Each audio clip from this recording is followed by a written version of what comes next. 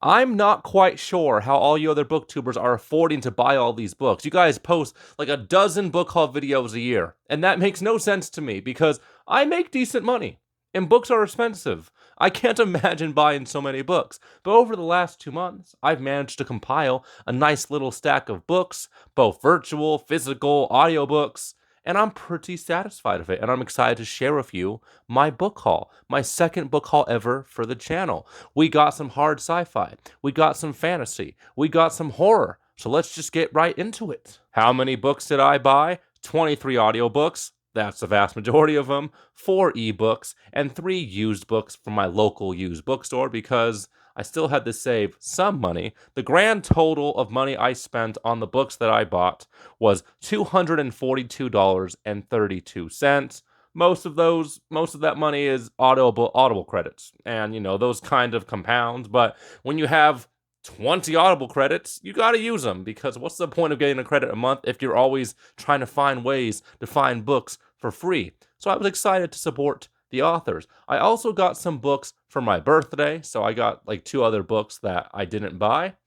I don't know the price of those because it is rude to look up the price of your gifts. So let's start off with the audiobooks. Let's start with the horror fiction that I bought. I got 2 audiobooks from Michael McDowell. I started Blackwater at the beginning of last month, and it is amazing. My front runner for the book of the year. It's technically a 6-book series, but it's finally been compiled into one saga. I love the first 5 installments. I'll be finishing installment number 6 in 2 or 3 days. Masterful, great characterization, amazing atmospheric writing, beautiful word choice. Michael McDowell is amazing. I understand now why Stephen King considered him to be the best author of paperback originals in America today. That was 20 years ago. Michael McDowell passed away, I believe, from complications to AIDS. So that's really sad. Gone too soon. I loved Blackwater so much that the second audiobook I got from this author was The Amulet. I found the cover to be very compelling. A hand reaching out at the darkness to grab a red amulet. I know nothing about the plot. I definitely judged a book by its cover, but I've heard great things about nearly all of Michael McDowell's works. So I imagine if it's anywhere near the level of Blackwater, I will also love The Amulet. These are the only 2 horrors I got in this book haul, but most horror fiction's pretty easy to find on like e-libraries from your local libraries, or finding them for ebooks or on Kindle Unlimited. So these books were hard to find, so I bought them. The rest of the audiobooks I bought are all books that you can find on Kindle Unlimited.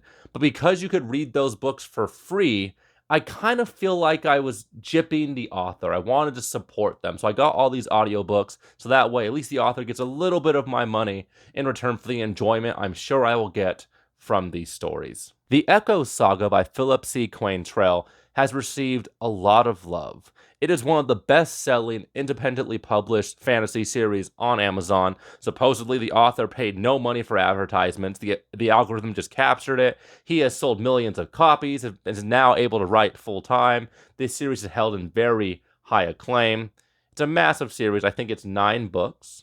I bought the first 3 books in this saga because I find the covers to be very compelling, and also I think it's like 3 separate trilogies that all follow the same timeline. So that's pretty easy to tackle because that means I could probably take a break after each trilogy. So I got the first 3 books, and I'm super excited to start listening and reading this series in ebook form, because I feel like this series is going to be getting a lot of momentum on BookTube. You already see a lot of the less prominent booktubers giving this series a try, and I want to kind of be ahead of the curve. It's always cool when you could see a book you already love that people are finally starting to figure out and discover, and you could say, "Oh yeah, I was reading that first." So this is my best bet for series that's going to be super popular on BookTube next year. So yes, the Echo Saga, it's epic fantasy, a lot of POV characters, various different races, all good things, and I'm excited to give it a go. The next 3 books I bought were by Rob J. Hayes. I bought all 3 books for his Heroic Age trilogy because on Audible, you can get the entire trilogy for 1 credit, and that is a steal. Robert J. Hayes, he's on my radar because he started to publish a trilogy of trilogies in 2024, and that's a massive undertaking. But he's best known for the Heroic Age trilogy, starting off with Never Die. I've heard great things about this series. I've heard that it is anime inspired, has a nice Asian setting, good action scenes, and Rob J. Hayes has a very high output for an author. And we love authors that are very good at keeping up a high quality of work while also being able to pump up a large amount of books in their bibliography, because he's only been on the scene for like less than 10 years, already has several trilogies done. Very impressive. I won't be getting to the Heroic Age trilogy this year, I imagine, but probably the first quarter of 2025, I'll finally be diving into this, and I have the ebooks and the audiobooks. The next trilogy I bought was the Paternus trilogy by Dirk Ashton. I've heard good things about this urban fantasy. I was told it was like Marvel meets Percy Jackson in an urban fantasy setting. There's a massive pantheon of gods in this series, all the different gods, Greek gods, Teutonic gods, Egyptian. I love series like that. I loved Percy Jackson growing up. I love the whole idea of demigods and gods and fighting for the world, fighting for control of the universe.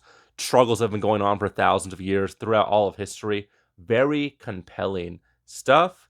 I haven't cracked any of these books open, but the reviews are stellar. I've heard the writing maybe isn't as good as it could be, but self-published books, you get great stories. Sometimes they're not as well written, but I really believe we are living in a golden age of fiction because publishing companies don't control everything we read, and that's super exciting. I look forward to some adult Percy Jackson, and I think if it kind of can scratch that itch, I'll be very happy with this series. The next trilogy is a trilogy that gets a lot of mixed reviews here on BookTube.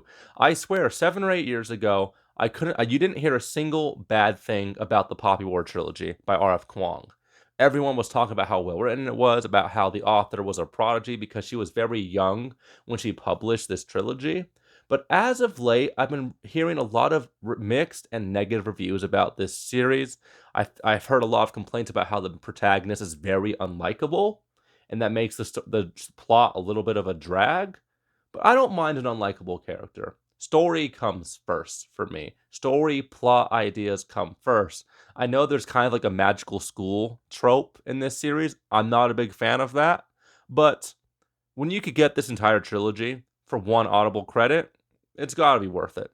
I'm definitely going to be giving the first book a try, The Poppy War. You could count on me giving the first book a try before the halfway point of 2025. I'm already reading a lot of series, so I'm not going to jump into this series soon, but I look forward to giving it a try. Hopefully, I'm one of those people that loves it. The next 4 audiobooks I got are from the Critical Failure series by Robert Bevan. I read the first installment of this series last week, and I saw that the first 4 installments were on sale for 1 Audible credit. It's humorous fantasy. It's D&D inspired. The story is essentially our protagonist gets sent into the D&D world by a vindictive, angry dungeon master that they pissed off because they were being murder hobos and not playing Dungeons and Dragons correctly. Or, well, not Dungeons and Dragons, Cavern and Creatures, because I guess you can't use the Dungeons and Dragons name in the book. Maybe it's a copyright thing. I'm not quite sure. It is off the wall. It is so funny, so silly, so humorous. It's definitely like dude humor. If you love humor from like the early 2000s, early 2010s, like Hangover, Superbad, that type of humor, I think you'll find these books to be very funny. I wouldn't recommend them to most people, but I love them. And you don't need to think too much with this series. And I like it when you can sometimes just turn your brain off and enjoy a funny slapstick story. And that's what I get from Robert Bevan's work. And I look forward to continuing on through this series. The Threadlight trilogy by Zach Argyle. I've heard good things about it from Mike's book reviews, and that's good enough for me. I take his word as gospel, basically. Most of the books I've read on his recommendation have been home runs for me. I've heard this is like a lesser version of Mistborn by Brandon Sanderson. I've never read Brandon Sanderson. I've never given him a try. Eventually, I will get to it, but I've heard this is a slightly grittier, grimdark version of Mistborn. And that's exciting because I don't really like noble bright fantasy. I like my fantasy gritty and realistic and maybe a little grumpy. But I've heard good things about this. I've heard that there's like 3 main POVs. 2 of them are really damn good. I've heard one of them kind of lags behind. So maybe the trilogy's a little like unbalanced. But I think given time across 3 books, even an unlikable point of view character, you can grow to love them. So that's the main complaint I've heard about it. Other than that, I don't know too much about it, but I'll be giving this a try soon. It's probably around the same time I start reading The Poppy War. The next audiobook I got was Kings of Paradise by Richard Nell. I've heard great things about this series from Petrick. And Petrick, if you're not aware of him, if you're looking for grim, dark fantasy, you're looking for dark stories, he's your guy. Nobody is as well read in that department as Petrick. And he has said great things about the Ash and Sand trilogy. And I don't know too much about it. I believe it's Asian inspired. I know it is gritty. I know it is grim dark. I know the story is riveting and the characters are very lifelike. And that's all I need to hear. Petrick's recommendation, that is enough for me. The final audiobook I'm going to talk about is one that I've already started listening to, and it is a masterpiece. It's a series that has been getting a lot of love here on BookTube. I feel like it really just shot onto the scene within the past year. And of course, I'm talking about Dungeon Crawler Carl by Matt Dinniman. I bought the first book in the series on a whim. I'd heard good things about it, but I'm not very familiar and experienced when it comes to lit RPG fantasy or progression fantasy. Like, I started Cradle, and I have mixed feelings about Cradle. But I started Dungeon Crawler Carl, and I'm already in love. I'm about 20% through the audiobook. The narrator is astounding. He kind of sounds like Kronk from The Emperor's New Groove. And this series is just balls to the wall. It's a fever dream. Earth gets destroyed. All the people that have survived the destroying of Earth are put into this giant layered maze.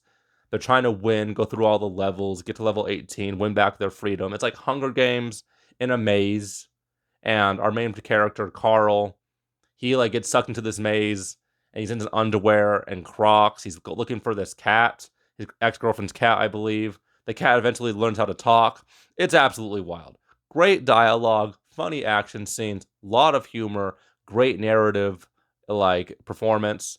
Yeah, I'll be finishing this audiobook sometime this week. You really should give the audiobook a try. The ebook version's also really good because this is on Kindle Unlimited, but the audiobook performance, top notch. Now let's talk about the ebooks that I got. I got 4 of them. The first one I got was one that I've been wanting to read for several years because it's by a very famous, very prominent author. And the book I'm talking about is The Armageddon Rag by George R.R. Martin. This is the book that almost destroyed his career.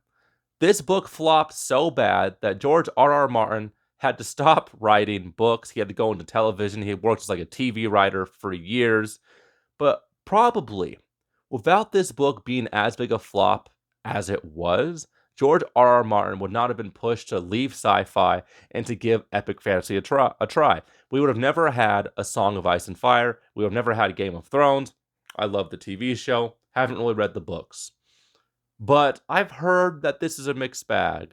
It's a love story to George R.R. Martin's favorite musicians from the time. I think it takes place in the 70s. Has a very psychedelic cover, but it's not held in high regard. It is not well reviewed, and it's a massive flop. Maybe it's not going to be as bad as I'm worried it's going to be, but I feel like I need to give this a try. I've been so curious about it ever since I've heard about this book. I've known it almost destroyed George R.R. Martin's career for almost a decade now, and I want to see why that is. The next 3 books I got are hard sci-fi, a genre I'm not very experienced in. I am scientifically ignorant and stupid. I have a hard time following scientifically based plots. But I've heard great things about all 3 of these books. I don't know too much about the plots, so I'm not going to explain them. But the 3 hard sci-fi books I got for this haul are Electric Forest by Tanith Lee, Downward to the Earth by Robert Silverberg, and The Palace of Eternity by Bob Shaw. 2 of those books were on Bookpild's top 15 science fiction books of all time. Bookpild is the preeminent top dog science fiction booktuber here on the platform. And if he says these are amongst his top 15 best of all time, and he's read hundreds of them, I gotta trust him. I love his channel. I love his delivery. I love his word choice, the way he describes books. The other book, Electric Forest by Tanith Lee. Tanith Lee is an author who made it big in the beginning of her career and then faded into obscurity as she kind of like wrote a lot of experimental stuff. I've heard that Electric Forest has a beautiful writing style. I've heard great things about it. Several science fiction booktubers have mentioned this book, and I look forward to seeing what all the hype is about. I also bought 3 used books from my local bookstore early July, and those 3 books are all from Terry Pratchett, one of my favorite authors, and those books are Dodger, Nation, and Guards. I finished Guards a few weeks ago. I've been trying to read it for a few months now, but when I got the physical copy, it was much easier to focus on it because I have children, I have a lot of distractions, and Terry Pratchett, he is very lighthearted. He is very humorous, but you have to pay attention to follow the plot, to understand all the jokes, to understand what he's trying to say. Guards was amazing. Nation is on my list of 10 standalones to give a try before 2025. I don't know too much about this book. All I know is that Terry Pratchett considered it to be the best book he had ever written. And when you've written a giant series of books, which is held in such high acclaim, like Discworld, and Nation, which isn't in the Discworld universe, is his best book, according to him, I gotta trust him. I look forward to giving this book a try. I haven't heard too many things about Dodger. But from what I understand, it's a bit of a sleeper hit. Terry Pratchett fans say this book is amazing. Maybe not as good as Nation, but pretty damn good. I got these 3 used books for, let's look at the notes, only $17.14. And to get 3 Terry Pratchett books for that price here in America, that is a steal. The last book on this book haul that I bought for myself is actually the first comic I've ever bought, period. And it is Volume 1 of Disenchantment, Untold Tales. I loved the Disenchantment TV show. Me and the wife finished the show a few weeks ago. And the ending, it was good enough. But because Matt Groening, the creator, was forced to finish the series off with 1 season as opposed to the 2 seasons that was promised to him, the ending was quite rushed. I did not get the feeling of catharsis that I was looking for. We finished it, and I had this empty hole in my heart because I loved this TV show and I was sad to see it end. But then I learned that Matt Groening has actually been publishing comics in the same universe that kind of fills in a lot of the holes in the story, kind of builds the world out a little bit in terms of world building. I look forward to going on some adventures with Tia Beanie, Elfo, and Lucy. If you haven't given the Disenchantment TV show a try, definitely give it a try. Great storytelling. The ending, maybe not as good as we deserve, but good enough. And I look forward to supporting the author in this way and reading his comics. I also got 1 volume of manga as a birthday gift. It is Love on the Other Side by Nagabe. It's a collection of manga short stories. I've heard good things about it. I haven't cracked it open yet, but I'm excited to own my first manga. I'm a manga noob. I wasn't going to be able to buy a massive manga series for myself because manga is even more expensive than books in terms of like time of enjoyment compared to the money you spend.